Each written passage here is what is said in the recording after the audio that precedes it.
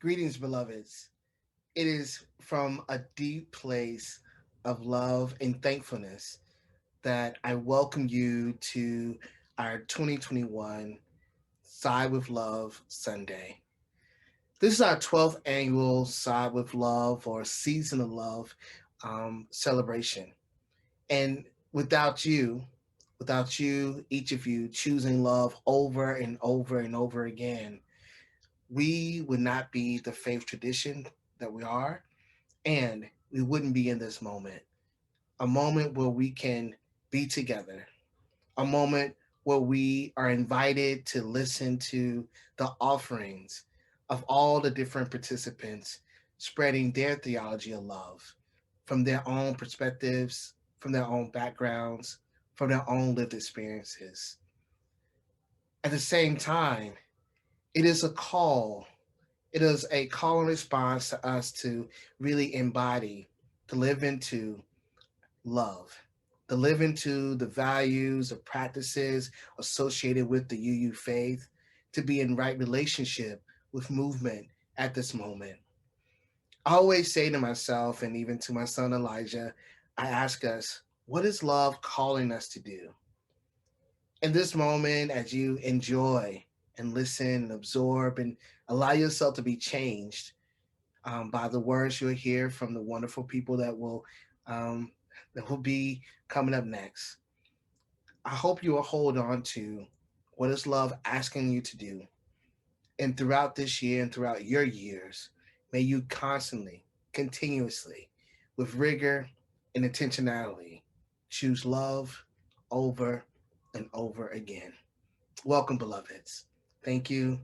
Thank you for your time. And thank you for being you.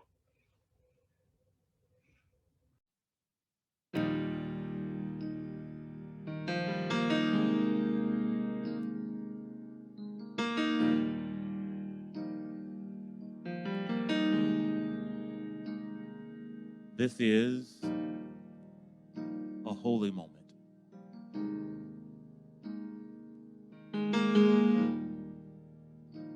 When we're gathered together, it is a special and unique moment with hearts together. Oh,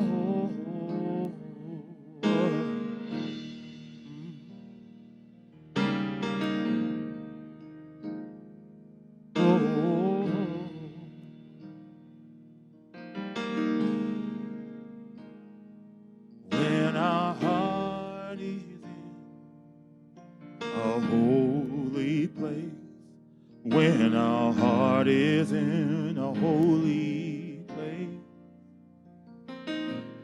we are blessed with love and amazing grace. When our heart is in a holy place. Sing it with us, would you? When our heart is in a holy place. When our heart is in a holy place. We are blessed with love and amazing.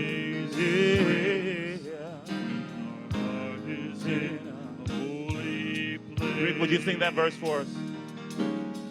When we trust the wisdom in each of us, every color, every creed and kind, when we see our faces in each other's eyes, then our heart is in a holy place. Everybody sing when our heart is in a holy place. When our heart is in a holy place. We are blessed with love. Can you feel it? And amazing grace. When our heart is in a holy place. When our heart is in a holy places. Our heart is In the holy, place. holy place, we are blessed with with love. love and amazing grace. Yeah, when our heart is in a A holy Play it, Rick. place.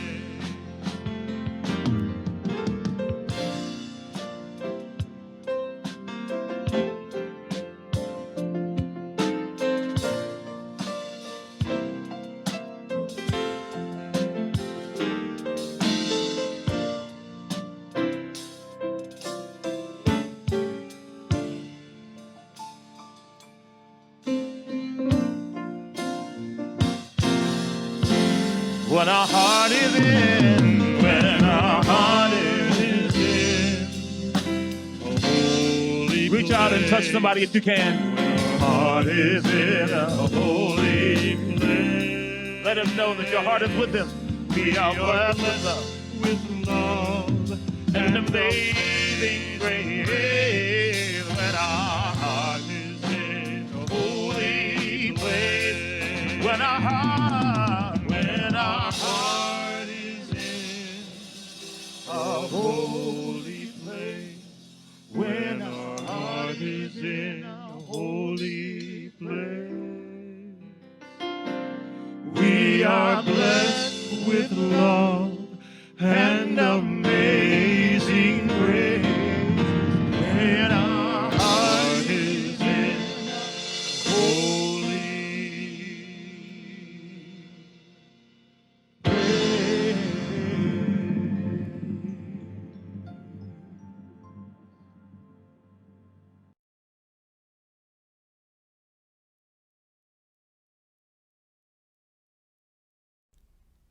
Love once, the fullest unfolding of every person.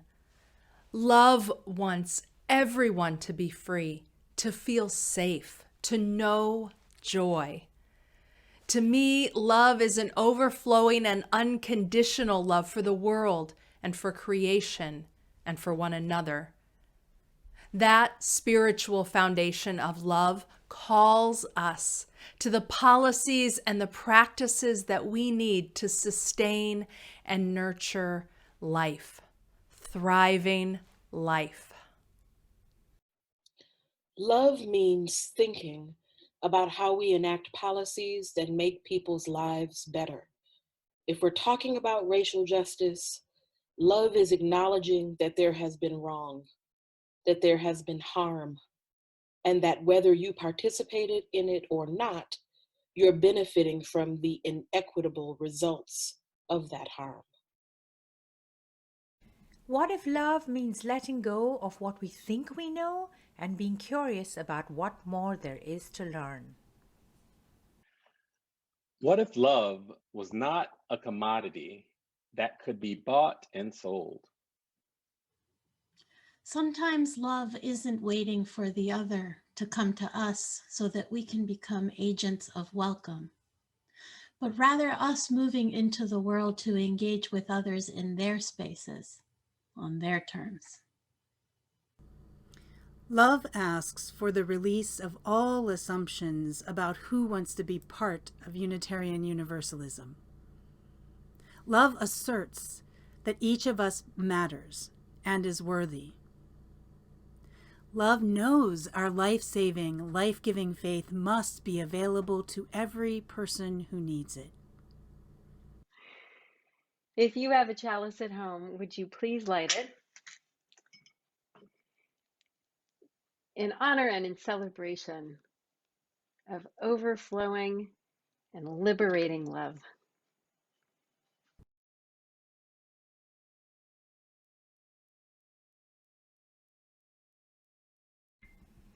My name is Tuli, and I have a story for you. In a little bit, you are going to hear about how there came to be an agreement between some inhabitants of the earth. An agreement is sometimes called a promise or a contract or even a covenant. All these words mean similar things, that two or more people or animals or others have come together and agreed on something. And not necessarily two or more people. Sometimes we have to have an agreement within ourselves, with ourselves. And it can be hard to come to an agreement. Think of a time when this might have been for you. Perhaps you wanted to play Legos, but your friend did not. Perhaps you wanted to pretend play to be on a ship and your brother or sister wanted to read a book. Or maybe you witnessed someone doing something and you wanted to convince them to not do it. How did it work out? Did you have to give up what you were doing? Did the other person have to? It can be hard, right? Sometimes, even after we have reached an agreement and decided how to work or play together, it might not be carried out and more disagreement might arise. And we might feel very hurt and upset. Can you think of a time when that happened to you? Someone agreed to do something and then couldn't do it. Or you were promised something and then the promise was broken. How did that feel? We are all going to make mistakes and break promises, even though we might have tried very hard not to. What makes this even more complicated is that there might be another person who is hurt by what we decide or agree to. We might not even see them or know that they are being affected. As Unitarian Universalists, it's important for us to try again and again to come to new agreements and to understand how we were hurt or might have hurt someone else. We might even carry our hurt with us for a long time. And we might have to be open to hearing that we have caused hurt, even though we didn't mean to. But we can try to work hard to repair the damage that might have been done, either to us or by us. In fact, this is an obligation, something we have to try to do. Sometimes this can be tiring and take a really long time, and we might have to give up something or have the other person give up something. We can make new agreements and begin anew. As you listen to what's coming up, think about what each of the creatures had to do to come to this new agreement. The Agreement by Barry Lopez. One time, before there were any people walking around this valley, there were bear people. There were also salmon people. The bear people had an agreement with the salmon people. The salmon would come upriver every fall, and the bear would acknowledge this and take what they needed. This is the way it was with everything. Everyone lived by certain agreements and courtesies. But the salmon people and the bear people had no agreement with the river. It had been overlooked. No one thought it was even necessary. Well, it was.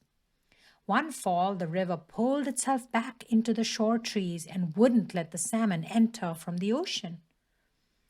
Whenever they would try, the river would pull back and leave the salmon stranded on the beach. There was a long argument, a lot of talk. Finally, the river let the salmon enter. But when the salmon got up into this country where the bears lived, the river began to run in two directions at once, north on one side, south on the other, roaring, heaving white water and rolling big boulders up on the banks. Then the river was suddenly still. The salmon were afraid to move. The bears were standing behind the trees looking out. The river said in the middle of all this silence that there had to be an agreement. No one could just do something whatever they wanted. You just don't take someone for granted. So for several days they spoke about it. The salmon said who they were and where they came from, and the bears spoke about what they did, what powers they had been given, and the river spoke about its agreement with the rain and the wind and the crayfish. Everybody said what they needed and what they would give away. Then a very odd thing happened. The river said it loved the salmon. No one had ever said anything like this before. No one had taken this chance. It was an honesty that pleased everyone. It made for a very deep agreement among them. Well, they were able to reach an understanding about their obligations to each other, and so everyone went their way. This remains unchanged. Time has nothing to do with this. This is not a story. When you feel the river shuddering against your legs, you are feeling the presence of all these agreements.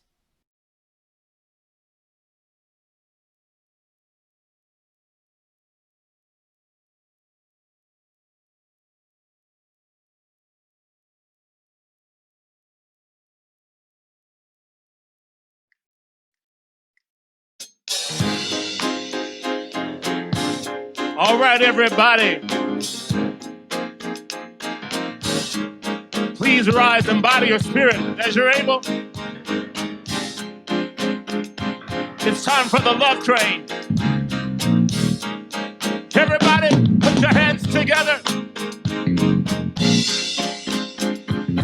Or just move from side to side as you're able. Yeah, it's all in love. Let's sing it. Come on. People all over the world, join hands. Start a love train. Love train. People all over the world, join hands. Start a love train. Love train. Everybody. People all over the world, join hands. Start a love train. Love train. Yeah. People all over the world, join hands. Start a love train. Come on, Matt. Love train. Everybody. People all over the world. Put your hands. Come on. Join hands. Start a love train. Love train. Whoa. People all over the world. Yeah.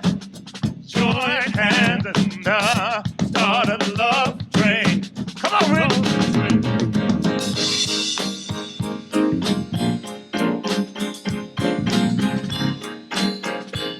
Yes, sir.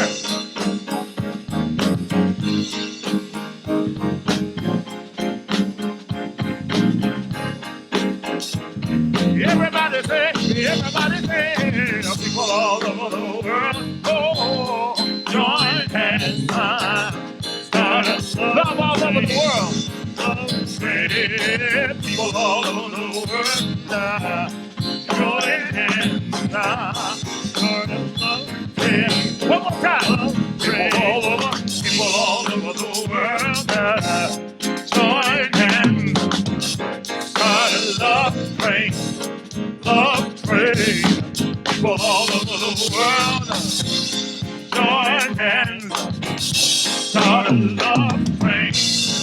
Love train.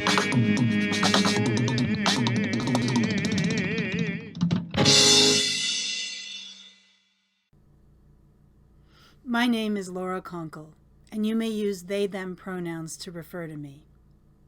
I'm so glad you're here with me and my trans and non-binary, queer, disabled, surviving poverty, first generation with access to college, self. Welcome, dear ones. Welcome, welcome, welcome. We are here, yes. And there's so much that fractures our we. In Unitarian Universalism, our assumptions about each other so often fracture our sense of we.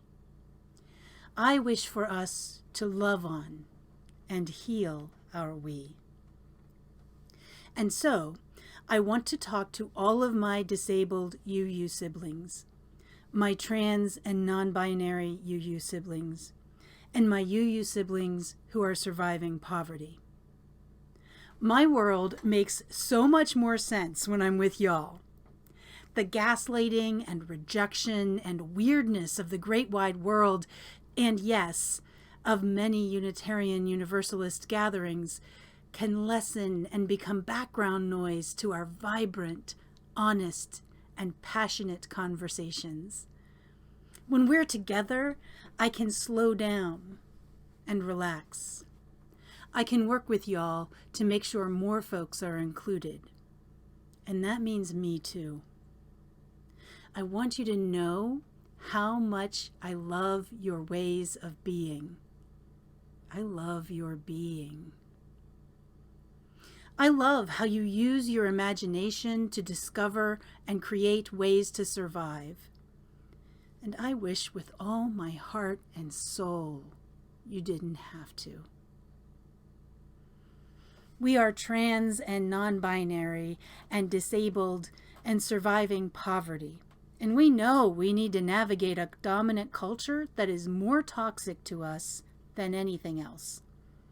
We know we must build community and culture that values our lived experiences and nurtures our survival. We know we are practicing the rejection of ableism and transphobia and elitism and ageism and homophobia and racism and all exclusion. Oh, and I love how we already know that inclusion means all of us, and hospitality means honoring folks as their full selves. We know we need disability justice, queer theology, funding of expenses, access accommodations, inclusive language, scholarships, plain language explanations, gender-neutral bathrooms, childcare, and all the things that can make it possible for us to be safe and well, loved, and held sacred within Unitarian Universalism writ large. I wish that every event that is planned moving forward is planned with us in mind and considering what we need. I wish that more and more reflections, sermons, and sacred texts include us and our wisdom, and in all the ways that you engage Unitarian Universalism. I wish that you will find folks who understand that you are worthy and you matter, and who choose to include you. Our collective spiritual growth and resilience are important not just to us, but to all Unitarian Universalists. So now, I want to talk to all Unitarian Universalists. I want us all together to build our resistance to the many assumptions folks make about who is in the room, who is at the table, and who is in Unitarian Universalist spaces, online and otherwise. I pray that each of us decides to begin to heal our we. I pray that we cast off assumptions and choose to build a Unitarian Universalism that holds each and every person sacred and worthy of hospitality and inclusion. May we know our potential for love and beauty. We are love and beauty. Real love that stretches to encompass our human fallibility we all have. Resilient love that unfurls to create and support our vulnerability we need to thrive. Actual beauty that honors all seasons, phases, and aspects of life. Fierce love and fierce beauty. Fierce enough to stay in touch with and reflect reality. We are beautiful, smart, and strong. We are fallible, whole, and vulnerable. We are right here, right now. We matter. So may it be for you. So may it be for me. So may it be for all of us.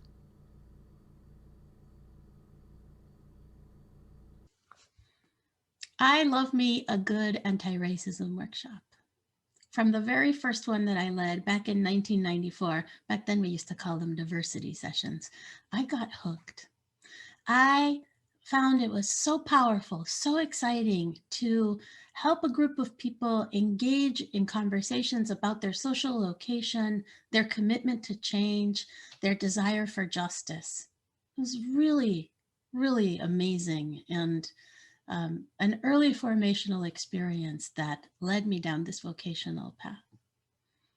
It's also true that it wasn't until I came to Unitarian Universalism that I found my true home in doing this work.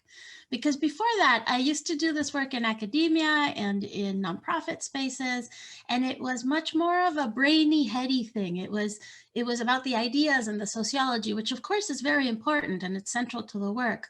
But once I discovered the possibility of having these conversations as faith formation, everything shifted for me.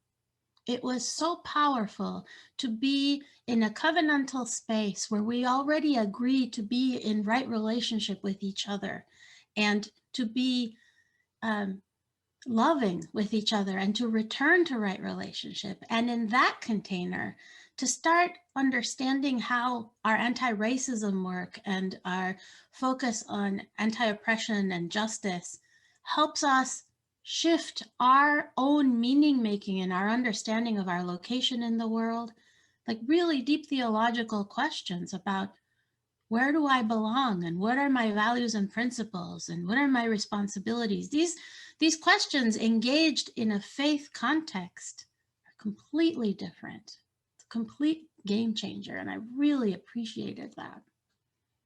Now, it's true that I really enjoy designing a good workshop, having an arc, knowing what's going to happen, planning for things, and then having them occur the way that I planned. I mean, that's very satisfying. Yes, as a facilitator, it is one of my favorite things. And I am discovering that the most powerful learning actually occurs when we go off the agenda. When we go off the agenda, it's usually because something has happened in the room and we need to attend to something that shifted. So it could be that someone says something that's like a microaggression. It could be that the learning in the room requires us to pivot. The questions that are coming up are not following the original plan. But ultimately, what's exciting about that is that we are responding to the embodied learned experience in that moment. We are responding to the people in the room and to the actual moment. That's something that Elandria taught me, and I want to lift E's name up. I miss you, Elandria. Embodied learning and focusing on how we do it and why we do it in the moment makes all the difference. It's praxis. It's different than just this theoretical understanding of the concepts of racism and race and white supremacy culture and all this other stuff. It's also true that when we interrupt the process and we attend to what's happening in the room, it's important to center the person who may have been harmed. And usually the person who has been harmed is a person with a marginalized identity. And that is valuable to remember as a principle in our work. We center the folks who have the lived experience and who in the moment have something to offer through their experience and through the moment. Doesn't mean that we put people of color and people with marginalized identities on pedestals as educators and experts. It means that we respond in the moment to what's happening. We use the holy muscle of interruption to trust that being with each other in real time is the most important learning. Understanding how power is playing in the room in that moment is one of the most important ways that we can actually decenter the traditional ways of doing things. Because otherwise, in our own educational settings, we still have white supremacy culture dominating and running us. And that's what we are trying to decenter. So I lift up a prayer for all of you who are engaged in this important work of keeping it real, of keeping connected to each other and saying what's true in the moment. May we continue to strengthen that muscle. May we continue to trust that truth telling and speaking truth to power is one of the ways that we do this liberation work. May it be so, and amen.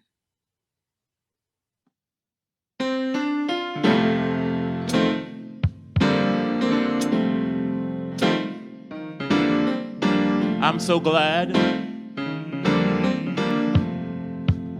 we all have a guide.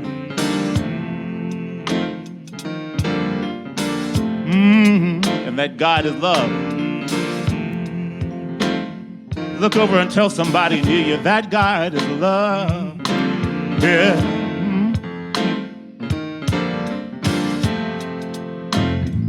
Love will guide us. Peace hath tried us. Hope inside us will lead the way on the road from grief to giving. Love will guide us through the heart. If you cannot sing like angels, if you cannot sing like angels, if you cannot speak before thousands, you can give from, from deep within you. You can change the world with your love. Love will guide us. Love will guide us. Peace hath tried us. Hope inside us. Hope inside us. We'll lead the way. On the road from grief to giving. Love will guide us. I just want you to moment right now. Come on, everybody, come on.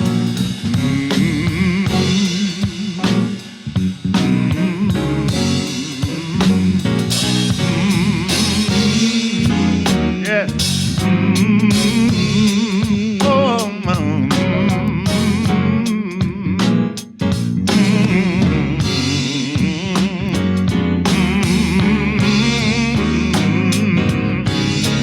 Love will guide us. Love will guide us.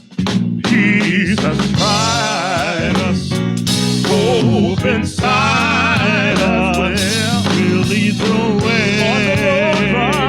On the road from grief to giving. Love will guide us through the heart.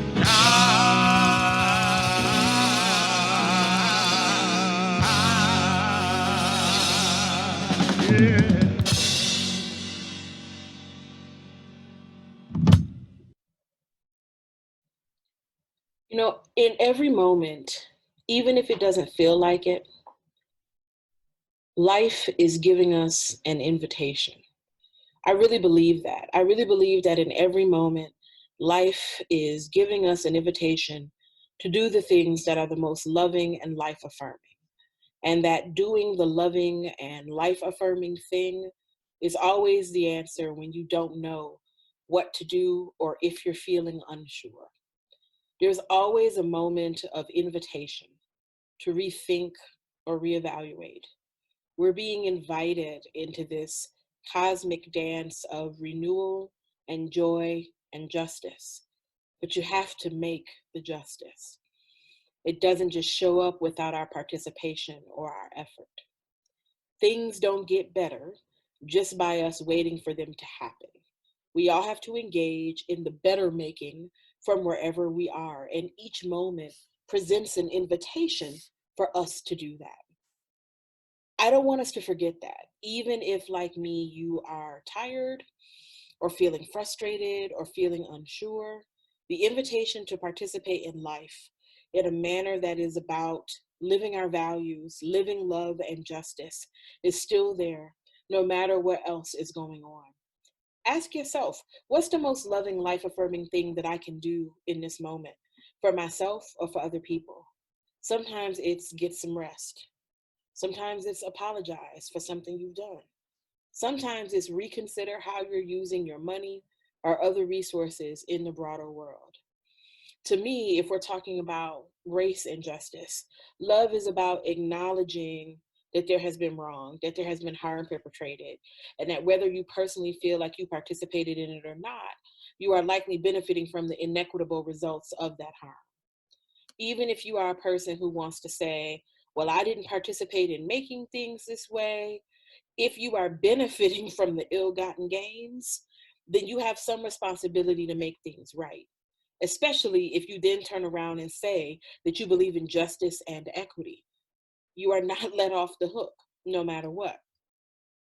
When we have broader conversations about reparations or what it looks like to repair, particularly the harms that have been done to Indigenous communities, Black communities, other communities of color, I believe that love means thinking about the resources that enable life. So what does reparation look like at the intersection of communities of color and healthcare, or communities of color and education?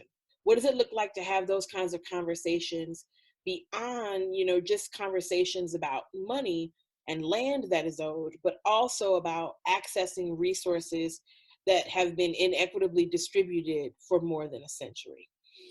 All of us should have a hand in those conversations, and all of us have some responsibility to bring about justice in those contexts. Plainly, if you're not going to do that work, if you're not going to be committed to thinking about that and how you can serve in that work, then to me, it obfuscates the mandate of what it means to be Unitarian Universalist. Because ours is a faith that calls us to do things. Being Unitarian Universalist in part means maybe you don't pray the way I pray. Maybe you don't pray at all. But how do we live together in equitable community, despite what I might think about God or what you might think about God? This is a faith that calls us to commit to the work of making justice. This is a faith that calls us to think about what it means not to believe the same, but to live together in beloved community, despite our own discrete perspectives about spirituality or the afterlife. That is a part of the call, the mandate of what it is to be Unitarian Universalist, to figure out how we live together in loving, equitable, just relationship with each other. I believe that the proof of our faith is the extent to which we do that. The proof of our faith is not in some confession that we make. The proof of our faith is not in some words that we say. The essence of our endeavor, the proof of what we believe, is in how we do the work of bringing about love, justice, and community. As Unitarian Universalists, I think we've given up perhaps too quickly on notions of salvation. If we think about the notion of being saved from harm, I don't know that it's actually possible to have personal salvation beyond the community. There's no way for you to have salvation and some kind of perfect, flourishing life outcome while everything around you is suffering and burning, because we're all connected. We are. If COVID hasn't reaffirmed in your mind that we're all connected, I really don't know what to tell you. Here we are right now, suffering through a global pandemic together. People are passing a deadly virus to each other through our breath that we can't see. That's a metaphor for us all being connected, if I've ever heard one. I think it's something that we would do well to think about and remember. Our salvation is intimately tied up in each other's ability to see other people as worthwhile, all human beings as valuable and possessing dignity, all life as having value and possessing dignity. Now, that's not the same as liking me. This is not, I need you to like me. This is not, I need us to be best friends so that we can go to the shopping mall together. This is understand that I have as much of a right to human thriving and flourishing as anybody else, and that I have as much to offer as anyone else. And so do you. How do we create a context where all of that is possible, where all that human thriving and life is possible? That's going to require sacrifice and time and deep listening and nuance. But that's what being a Unitarian Universalist requires. Other faith traditions ask for other things. This is what Unitarian Universalism asks of us. This is what we signed up for. And to me, this is serious. The call of our faith is critical right now. Ours is not a faith of anything goes. When I hear people say, I'm a UU because I can believe whatever I want, that's actually the furthest thing from the truth. It's time to lean into whether or not we really believe it. Or are we just saying it to give ourselves the illusion of faith community? So we can feel like we have some kind of faith tradition. Do we really believe in the values of our faith enough to enact them in the larger world in a manner that is bold and clear and unequivocal? People need to know, especially in this moment, what our commitments are. And if we're going to say that we are a faith that is committed to justice, equity, and compassion in human relations, we have to actually do that. It's not just about saying the thing, we have to do the thing. Frankly, I'd feel better if we did less saying and more doing. I need us to have the collective maturity now to do what it is our faith asks us to do. Amen. Ashe. Love is asking something of us, and Unitarian Universalism is demanding something of us. It can be a lot to take the thoughts that are moving through our mind and to let them trickle down and integrate into our hearts, into our spirits. Let's go there now. Our worship service is shifting into a time of devotion and contemplation, where we can be alone with ourselves, with the breath, and with that which is larger than us.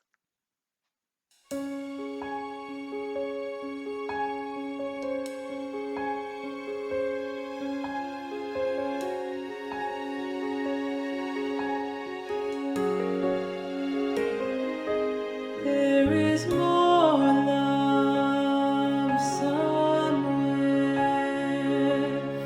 There is more love somewhere. I'm gonna keep on till I find it. There is more love somewhere.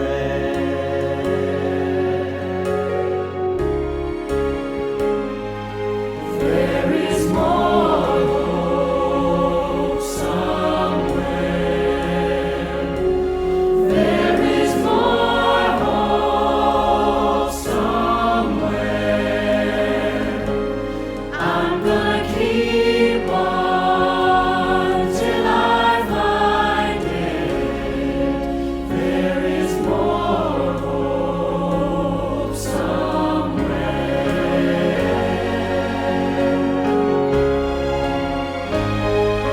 There is more joy somewhere. There is more joy somewhere. I'm gonna keep on till I find it. I'm gonna keep on till I find it. I'm gonna keep on till I find it. There is more joy somewhere.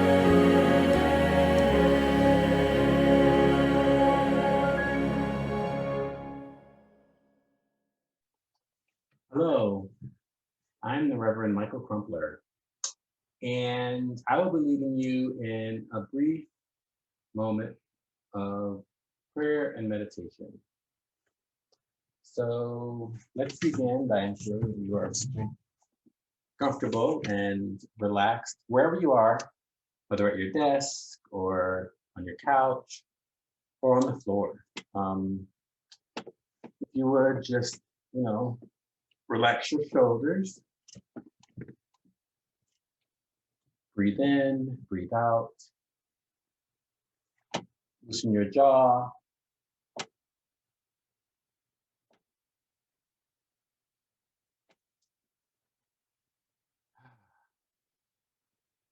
Close your eyes.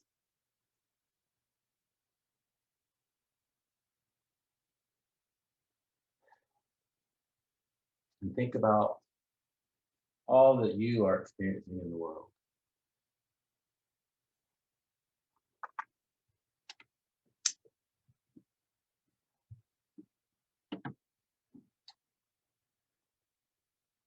Think about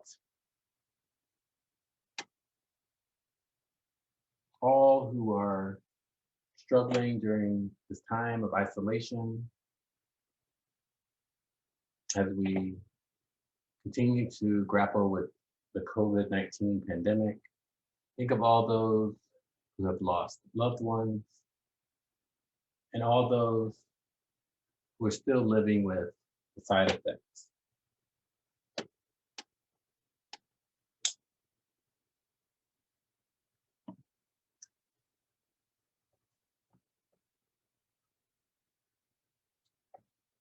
Think of those who are still traumatized by the events of January 6th.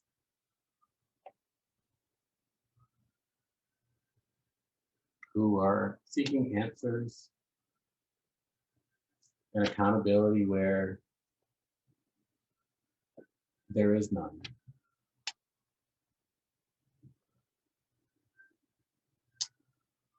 Think about this new day. Hold the great anxiety that we all have with the joy of accomplishment of those who worked so hard around the country to ensure that our votes were counted.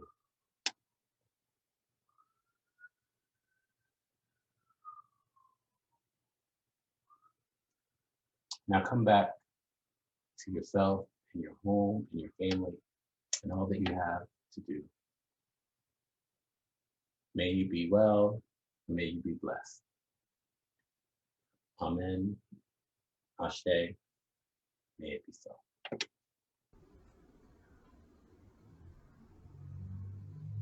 Oh, hey. Didn't see you there. Can I get the thing? Nice. So I know that we've spent a lot of time with our neighbors around the UUA for Side with Love Sunday, but this is still an East Shore service. So if you don't mind, would you join me in reciting the Bond of Union? Awesome. We join hands in Unitarian Universalist fellowship, pledging ourselves to an individual religious freedom which transcends all creeds, not to think alike, but to journey together.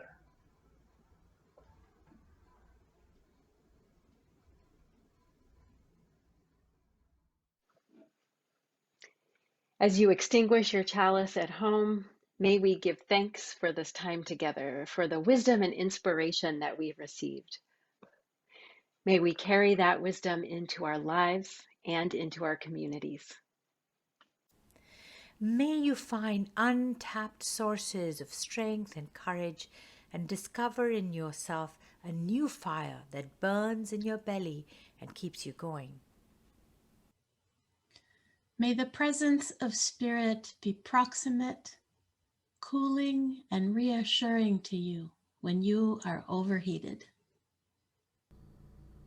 May we all together choose to build a Unitarian Universalism that holds each and every person sacred and worthy of hospitality and inclusion.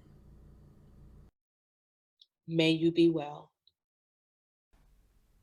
Beloveds, as we leave this sacred time together, let us remember to praise this gift of life, to be attentive to its wonder and its beauty.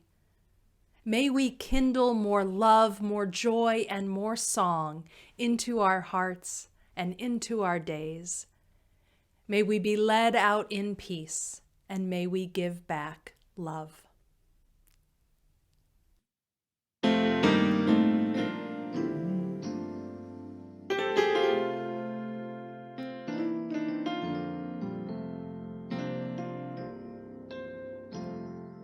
Sometimes in our life, we all have pain, we all have sorrow.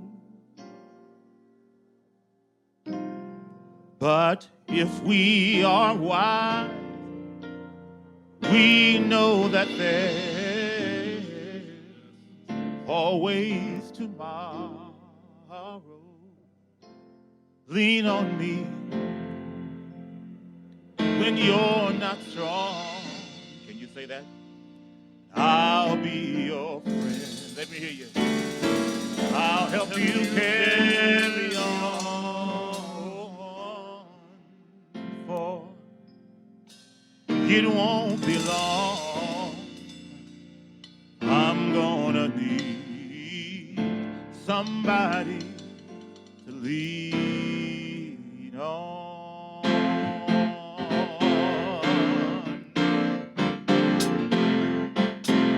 Lean on me. Lean on me when you're not strong. And I'll be your friend. I'll help you carry on. For it won't be long till I'm gonna need somebody to lead. Sing it from the brother Rick, come on. If there is a load you have to bear that you can't carry, well, I'm right up the road. I'll share your load if you just call me. Lean on me, yeah. Everybody, when you're not strong, I'll be your friend. I'll be your friend. Yeah, I'll help you carry on. For it won't be long till I'm gonna need somebody to lean on. All right, you just call.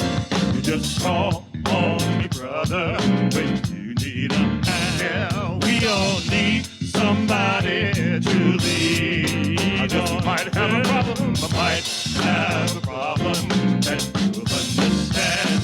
We all need somebody to lean on me. Lean on me. When you're not strong, yeah, I'll be your friend. I'll help you carry on. Oh, it won't be long till I'm gonna need somebody to. All right, you just call on me, sister. You just call on me, sister, and you be a hand. We all need somebody to lean. I just might have a problem. I might have a problem that you'll understand. We all need somebody to lean. Lean on me, yeah. When you're not strong, yeah, and I'll be your friend. Everybody sing, I'll help you carry on. For it won't be long. I'm gonna need somebody to lean on. Let me hear you say, yeah, come on.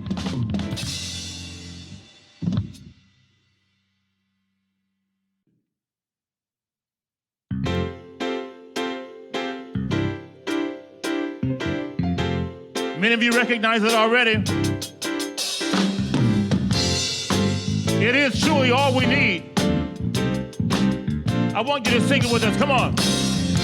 All you need is love. Yeah. All you need is love. All you need is love. Love.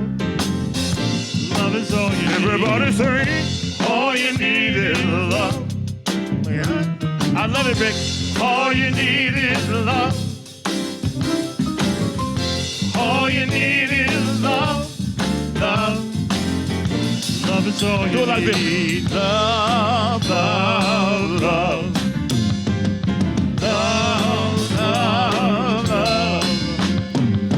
Love, love, love. Everybody say love, love, love. Love, love, love. Love, love. Put your hands together. All you need is love. Yeah. All you need is love.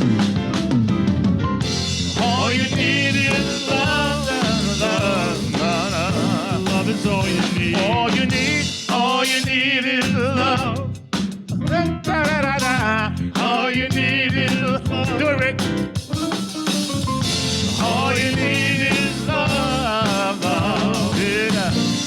That's all you need. Love, love, love. Love, love, love. I see you moving. Come on.